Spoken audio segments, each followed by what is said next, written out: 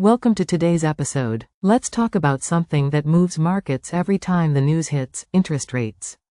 Specifically, how changes in interest rates impact the stock market. To understand this relationship, we first need to grasp what interest rates represent. When people talk about interest rates, in the context of markets, they're usually referring to the federal funds rate set by the Federal Reserve.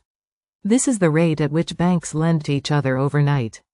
But its influence goes far beyond banking. It sets the tone for borrowing costs across the entire economy. When the Fed raises interest rates, it becomes more expensive to borrow money. This affects consumers and businesses alike. For businesses, higher borrowing costs can slow down expansion, delay investments, or reduce profit margins, especially for companies that rely heavily on debt. For consumers, higher rates can mean more expensive mortgages, car loans, and credit card payments, which tends to reduce consumer spending. So how does this translate to the stock market? Let's break it down. First, corporate earnings. Stock prices are closely tied to a company's future expected profits. If borrowing becomes more costly or consumer demand slows down, earnings forecasts may drop. That makes investors less willing to pay high prices for stocks, especially for growth companies that count on strong future performance. Second, valuation. Interest rates also influence how stocks are valued. Many investors use discounted cash flow models to estimate what a company is worth. The higher the interest rate, the lower the present value of future earnings.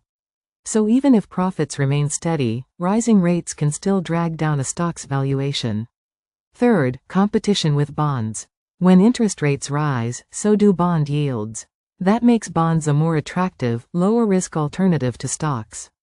As a result, some investors shift money from the stock market into the bond market, putting additional downward pressure on stock prices. But it's not always bad news. Sometimes, interest rate hikes signal a strong economy.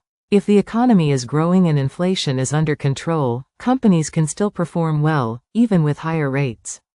That's why market reactions can vary depending on the broader economic context.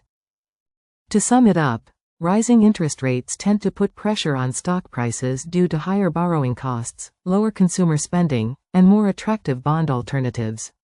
Falling interest rates generally do the opposite, stimulating borrowing, boosting consumption, and making stocks more attractive compared to fixed income. Understanding this dynamic can help investors better interpret market moves and make more informed decisions, especially during times of economic uncertainty or monetary policy changes. Thanks for watching and stay tuned.